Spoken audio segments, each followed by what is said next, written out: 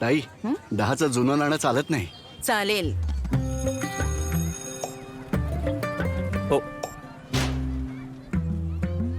10ची जुनी नाणी बाळांनो ही आता चालत नाहीत.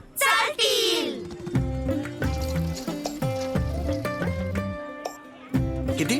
210 रुपये.